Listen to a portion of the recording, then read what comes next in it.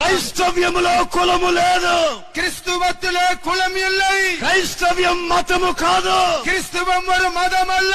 క్రైస్తవ్యం ఒక జీవగల మార్గం. கிறிஸ்துவம் ஒரு ஜீவனுள்ள மார்க்கம். ఒక కులానికి సంబంధించింది కాదు. அது ஒரு குலத்தை சேர்ந்ததல்ல. ఒక మతానికి సంబంధించింది அது కాదు. ஒரு மதத்தை சார்ந்ததல்ல. క్రైస్తవుడు దళితుడు కాడు. கிறிஸ்துவன் ஒரு దళితుడల్ల. ஒரு దళిத்தை அல்ல.